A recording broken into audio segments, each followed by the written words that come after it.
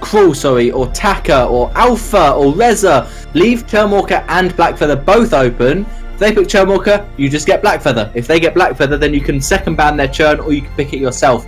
They ban Blackfeather away from themselves as well as from Impunity. I don't think Impunity would have first picked it.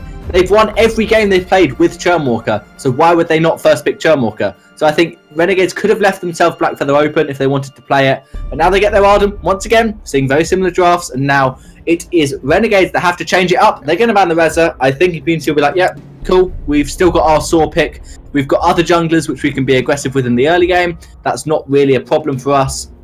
And the Taka, obviously, they absolutely hate Taka. Impunity have not played against it yet because they banned it in almost every single game. So Renegades have to change something up. Saw is left open, so they have to be prepared for that. They have to try and possibly counter it. A Vox pick would not do very well against Saw, but it might be the pick from Renegades. I don't think they should. I think they should go for something with maybe either more range or more early game pressure.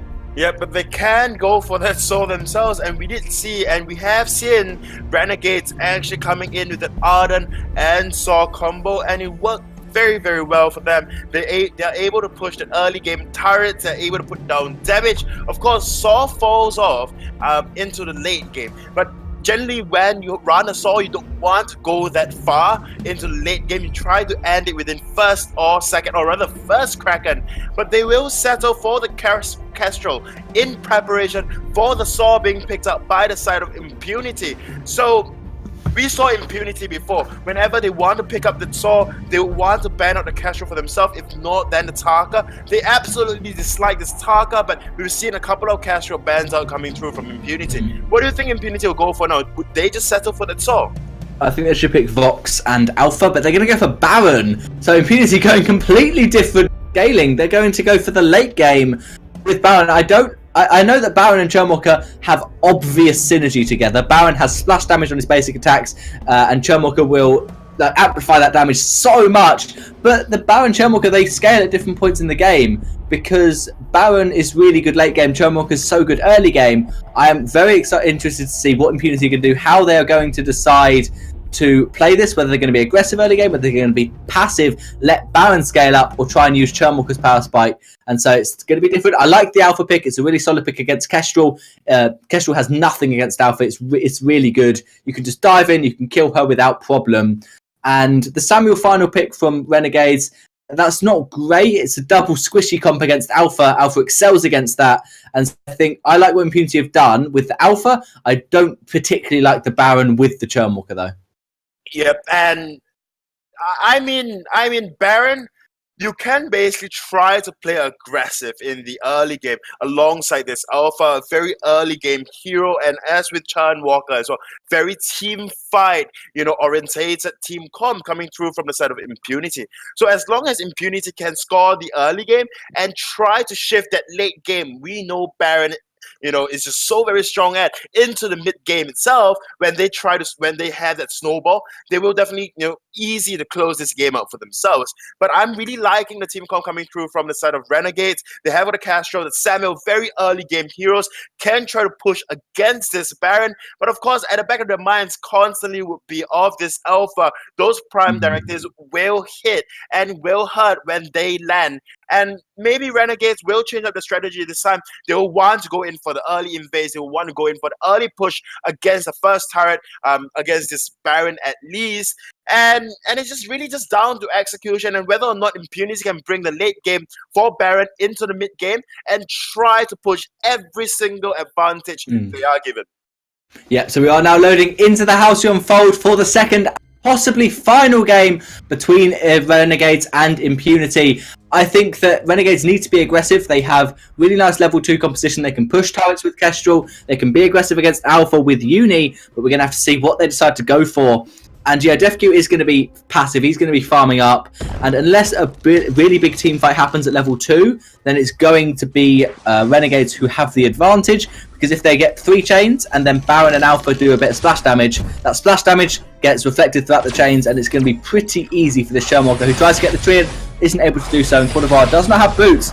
Could be in a bit of trouble, but this is what you've seen Impunity do. Quadrivar gets himself through, baits out Renegades to try and fight him, and then he just gets futility of life, heals up, and Impunity turn the fight around. Speaking of a fight, and Prime Directive does not land. Spaghetti though, Spaghetti is split from the rest of his team. Where is Arden? He's not going to be able to help him. Spaghetti's in a tough position. Blixty gets the trio, and you cannot let get 2 chains on one person. Once again, Spaghetti is split, so SNK is going to be the focus now. And Baron jumping in. Will he catch Spaghetti? No, he won't. Alpha Prime Directive over the wall doesn't quite have the range to reach Samuel. And Impunity take the lead, but no real control after that slight win from the team fight, even though Alpha got the triumph. Maybe it was Baron, actually. Junie maybe trying to go in for that sneaky invade, but DevQ may be catching him out.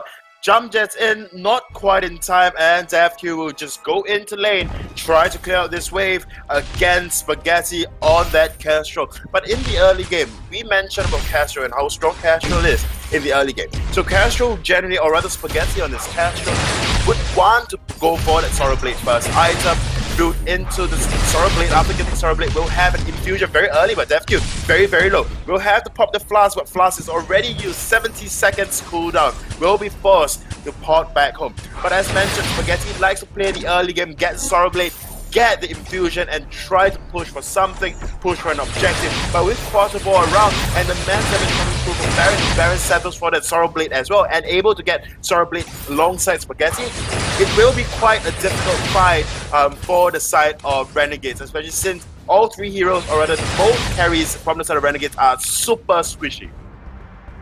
Yeah, so that's the problem with this Baron, is that he needs to scale up, and he got quite good. He got quite a good engage early on, good trade. But as you said, he popped his healing fast. So Kestrel is going to get that Sorrow Blade, going to get an infusion very early on, which is going to be really helpful for Spaghetti. SNK already prioritizing on this minion candy to try and help push this wave forward. But Impunity are happy to let this be aggressive, be towards Baron's side, because it means Spaghetti is going to be losing out on minions, losing out on positioning as well. But the minion candy from SNK is the counter to that decision.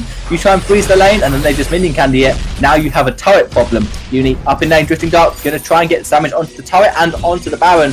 He is going very low. One more Drifting Dark, not quite going to do enough. He uses the healing flask. DevQ on a sliver, but Uni going to take a turret shot, so he's going to go quite low. But Alpha's going to come in. Spaghetti taking a bit of damage. 2 chains. Going to be a double shot on Baron. No, he's not a double shot. Going to be going on to anyone except Uni. And now Baron's going solo, so is Blixty. Will he go into reboot? Not quite. And Quartervar has got 3 chains, but no one on his team can go in, so he's forced to lose all his chains and back off. That's disaster for Impunity.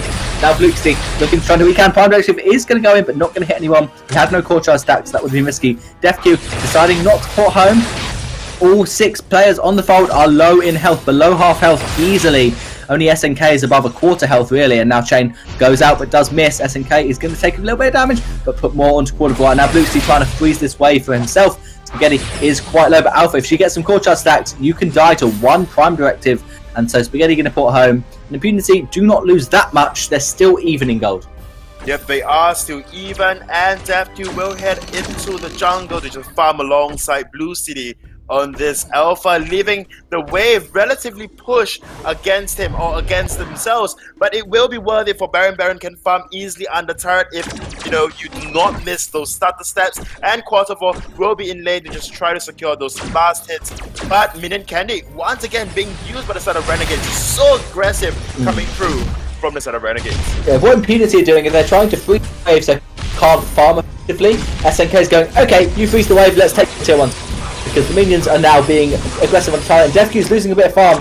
Spaghetti get that turret down very low, but Blixty coming up to lane with level 6. No aftershock though, he needs to go to shop and fire 50 more gold before he's able to get that. DevQ going to try and farm up, and Uni's just in lane with that Oblivion, also trying to do a bit of poke on Blixty. Him and Quartervar are both quite low. No fountain available for either captain. With 5 minutes in and no one's got a fountain, SNK can afford to get his at shop. So can Quartervar, who's picked his up now. This is a good time for Impunity's fight. They lost their turret, but they have a fountain, whereas SNK has nothing. Baron's full health. Luxie's got an ultimate, but it looks like Renegade's still going ahead. Kestrel trying to pour home. Quartervar going to spot him out. Going to get that hook. It will land. Spaghetti now is 1v1 in Quartervar, and that's easily going to be Spaghetti's win unless Blixty can come in and do some work. And will this be a return tier 1 turret? Spaghetti is very low. Fountain was picked up by SNK when he went down to the shops, and Impunity do not have that advantage. They are forced to back off, and Renegades get the tier 1 turret for free. Yep, they do get the tier 1 turret, but I want to say DevQ now going for the Sorrow Blade has got the Book of Eulogies as well. I'll be quite afraid if DevQ do settle for that Serpent's Mask, which we saw. Who is that player? Mr. Jim, I think. from Brand Esports Jenny would settle for whenever he goes on that Baron. I know that is quite a couple of patches back when Baron saw a nerf into his damage, and thus he went, or rather Brand Esports Jenny want to go for the sustain Serpent's Mask into Breaking Point build, which is not very effective. If you don't ask me, one shot, one kill comes out, lands on Death Q, but it will not do much with Death Q. Having the Apocalypse is just able to heal it back all the way back up. But now Spaghetti, as mentioned before, has got a Sorrow Blade, has got a 6-inch, has got an Infusion in their pocket, popping it right now. They might look to take this Tier 2 turret. All 3 members of Impunity are porting home. How many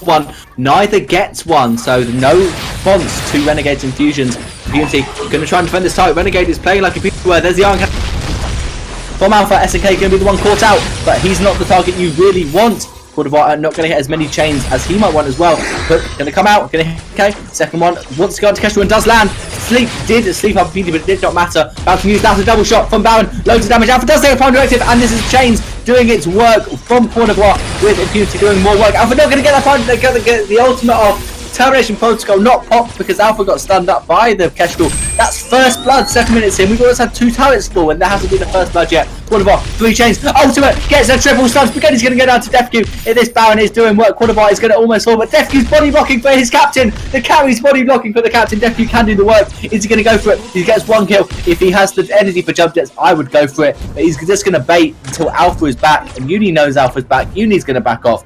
In the end, 2 kills for 2. And Renegades come out slightly ahead in gold.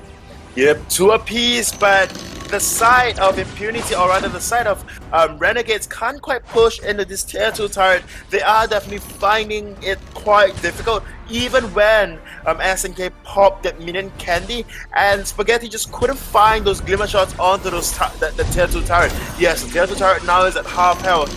Has taken quite a beating, but Death Q on this Baron is slowly ramping up, slowly putting out the damage that's needed out of this Baron. But we do see Spaghetti sitting at 55 CS, whereas Death Q 62 CS, and Death Q in the late game, if Spaghetti does not quite close this game out, or the side of Renegades do not quite close this game out as soon as they need to, it will be very difficult for them to just go on to the side of Impunity once Baron gets his crit items, and now he has got potential, but it is one of his initial and first power spikes for the side of Impunity. They may be looking to push.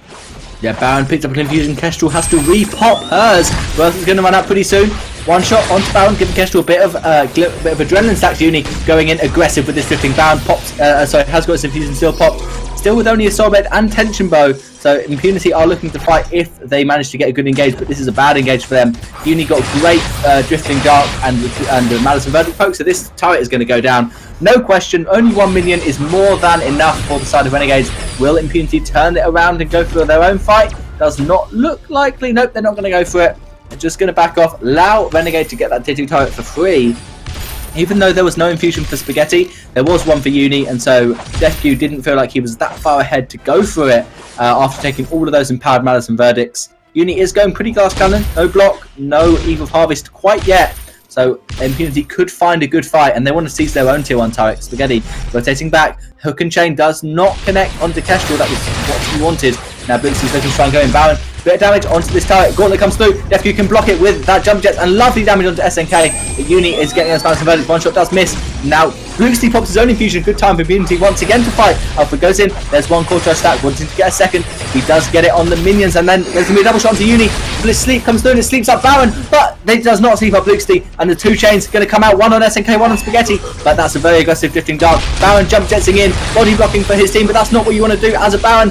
Prime Directive does not hit, but he's going to be a kill from Kestrel onto the Churnwalker. Now Blixie needs to use the ultimate pretty soon if he wants to go in, but definitely going to back off. Blixie going to back off. Renegade take the advantage in that fight despite a double infusion for Impunity and only a single one for Renegades. They really have this early game under lock and key because this Baron's just not quite there yet. He needs a couple of, well, one or two more items before he's really something to worry about. Yeah, Baron really needs to get a Tyrant's Monaco. If not, then Tornado Trigger really soon. But the side of Renegades will turn that into a gold mine, 400 gold each.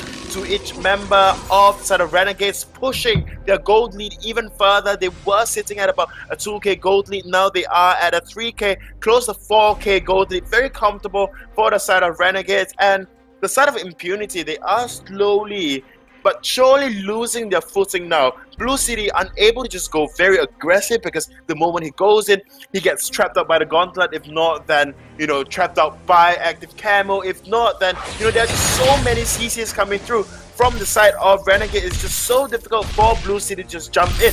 And if Blue City do jump in, then he risks getting himself too low for, you know, even before the team fights do start. And DefQ, not a very mobile hero, to be completely honest, and it's just down to Quaterfall for those torments and be able to pull the entirety of Renegades in, but it's not quite happening just yet. Yeah, one shot a little bit wide. Double poke is doing well against Churmwalker at the moment. Only a 3k gold lead though for Renegades in this game. Alpha working towards that second item, probably Broken Myth, maybe Dragon's Eye, depending on how Bluxty wants to take these fights. He's going low though to Uni and Spaghetti, so he's had to prioritise very early defense. Couple of minion candies picked up for Arden and Tyrants for Kestrel. No Tyrants for DefQ, but Impunity are looking to initiate this fight. 2 chains, 2 stuns. There's Alpha going to be stunned under Arden as well. Out the corner, DefQ can get slept, and he's over the wall there. He's absolutely fine. Spaghetti going to get taken down by the Churmwalker, who got the last hit for somehow. And now DefQ is going to push this wave up. He hasn't got his Tyrants, but it doesn't seem to matter. Uni going to get pulled back by the Torment. There's no Echo quite affordable. He had to get Crucible. Uni going to get quite low from this Alpha and from the Baron. One Malice and Verdict both going to hit on DefQ. Luxie's waiting for the right time to find directive in. Is it time? Is it time? Alpha's not going to go in. Baron's going to do the damage. One shot does took Luxie into that ultimate. He does go into reboot, and Luxie's going to back off. A bit sad. He didn't manage to get his ultimate off. He's forced to back off, and DefQ wants to run away. Uni wants to go in. Very aggressive with that Drifting Dark. He is level 12. That is an overdriven Drifting Dark, so he can go for ages chasing down DefQ is drifting. DefQ does get the healing tree though. With the sentry, I doubt Uni's going to chase much further. This will be a gold mine for Renegades though. No contest from Impunity.